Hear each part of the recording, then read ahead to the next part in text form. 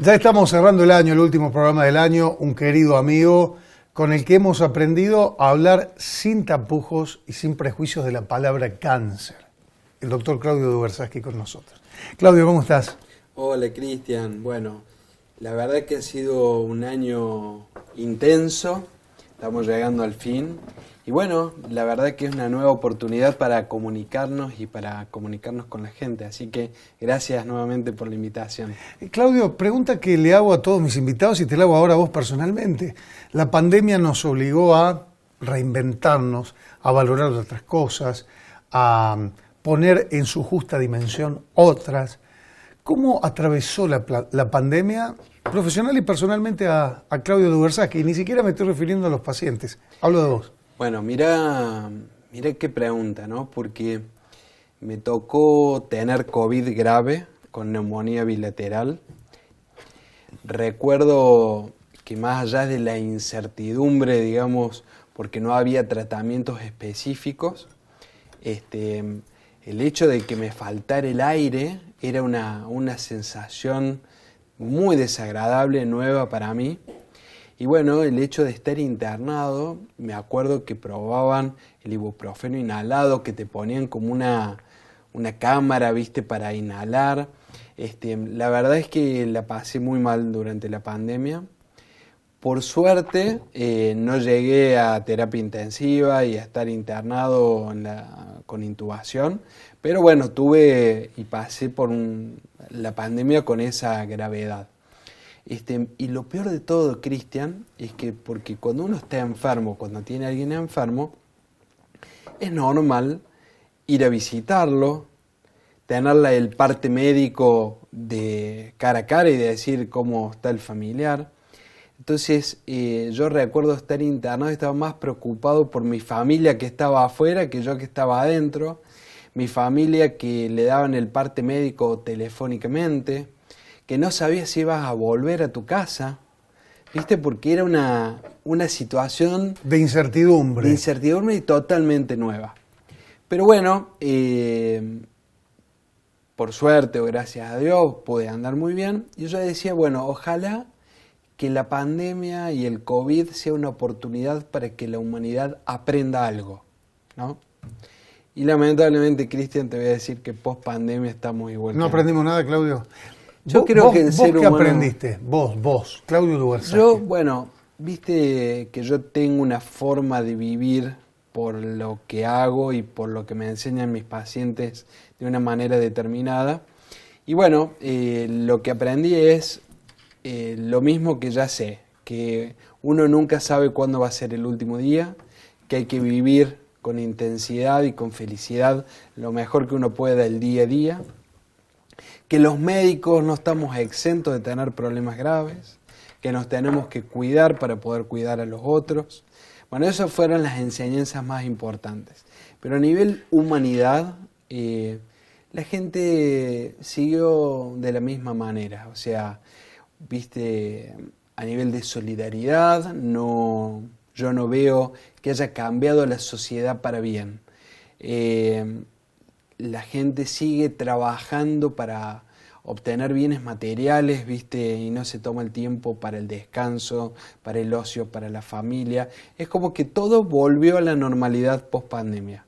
Lo único que quedó es ese mal recuerdo de los que han tenido que perder a familiares, de no poder despedirlos, de no poder haberlos acompañado en el último momento de su vida, pero como sociedad creo que seguimos exactamente igual y yo creo que nos perdimos la oportunidad de ese crecimiento. Estamos hablando con el doctor Claudio Dubersaski, que más de una vez nos da pautas de cómo tomar un diagnóstico y hoy, sabiendo lo que a él le pasó, uno le da la dimensión justa de esto que sucede. Creo que también, a ver Claudio si coincidimos, que lo venimos haciendo juntos hace mucho tiempo, aprender a decir la palabra cáncer sin miedo es un pequeño paso, ¿no? Porque los fantasmas ya no son nada, dice Serrat en su canción Los Macarras de la Moral cuando le quita la sábana. Tal cual, tal cual. Bueno, yo creo que es un pequeño gran paso, ¿no? Pequeño gran paso el poder llamar a las cosas por su nombre y no tratar de disfrazarlas, enmascararlas o tratar de ponerle calificativos que por ahí empeoran hasta la misma palabra. No obstante, el miedo sigue ocurriendo, o sea, y es algo que es ineludible que alguien que se enfrenta al diagnóstico tenga miedo. Ahora, el miedo puede generar una inmovilización, te quedas frenado, ante el miedo entras en pánico y eso no te permite moverte, o por el contrario, el miedo puede ser un motor que te lleve, digamos, no solamente a solucionar la enfermedad, sino a poner en orden algunas otras cosas de la vida. Entonces el miedo no es una sensación o una emoción negativa per se, sino es que el miedo lo podemos tomar en forma positiva o negativa. Cuando el miedo te ayuda a alejarte de una amenaza, es positivo. Cuando el miedo te paraliza y te enfrenta directamente y te dejas avasallar por la amenaza, es un miedo negativo. Entonces, yo siempre digo que el miedo hay que quitarle la dimensión negativa y transmutarlo hacia una emoción positiva. Siempre me contás que aprendés de tus pacientes, muchas cosas. ¿Te animás a recoger alguna anécdota, alguna experiencia con uno de ellos?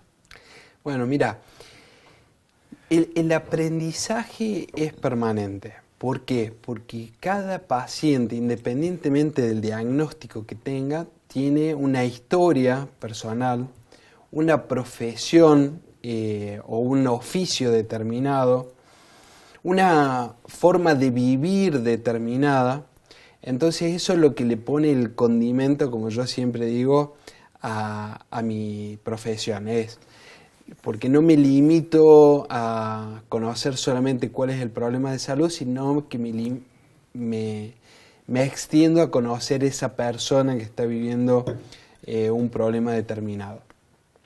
Entonces cada historia, cada vivencia me ayuda, digamos, a aprender sobre oficios que no conocía, profesiones que tienen sus secretos y bueno, yo creo que ahí está, digamos, el máximo provecho que uno le puede sacar a una relación humana, en este caso de médico a paciente.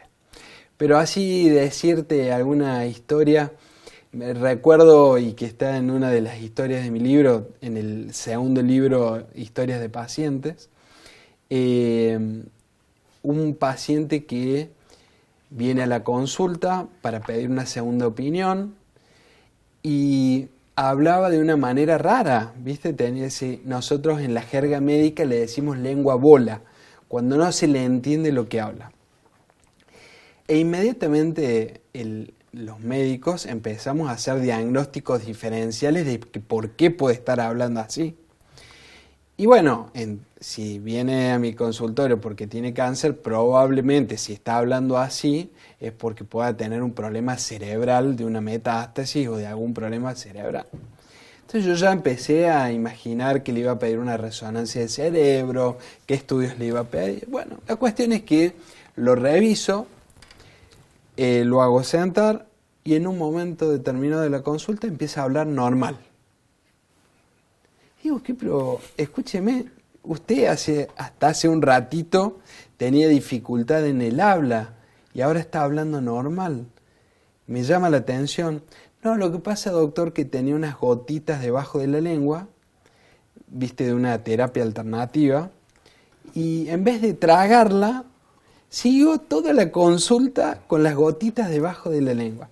Bueno, y esto que es tan así, por ahí gracioso, porque, viste, en el momento vos decís, no lo puedo creer lo que me está pasando, ¿no? Y bueno, y así como estas historias hay muchas y cientos, porque ya hace más de 20 años que hago oncología, imagínate que tengo para contar historias para varios libros. Te digo. ¿El humor salva? El humor salva en la vida, Cristian. O sea, A ver, está demostrado que la risa y la alegría libera un montón de hormonas y de neurotransmisores que generan bienestar.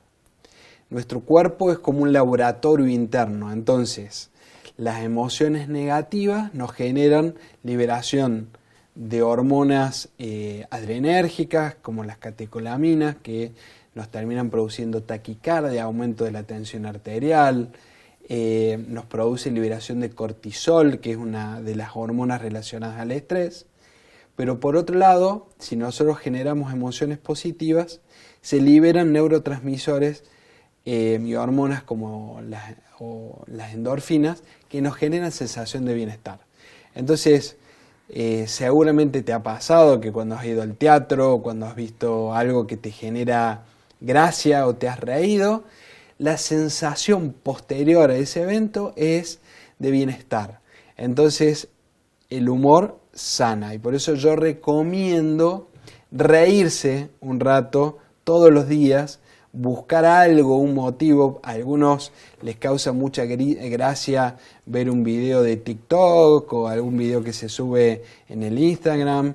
Algunos, tengo pacientes que, por ejemplo, recuerdan las cámaras ocultas, ¿te acordás de hace muchos años? Las veo. Y produce gracia, algunos humoristas. Bueno, hay que buscar, digamos, porque uno puede hacer humor activamente, o sea, uno generar un hecho gracioso o humorístico, o puede ser el receptor de otro. En ambos casos, el que hace humor o el que lo recibe se beneficia, y yo creo que sana emocionalmente. Hacemos una pausa, me estaba acordando, los más memoriosos saben cuando yo hablo de la revista Selecciones, el capítulo La risa, remedio infalible. Uy, los jóvenes ahora dicen, ¿de qué habla? Nos vamos a la pausa, ya venimos.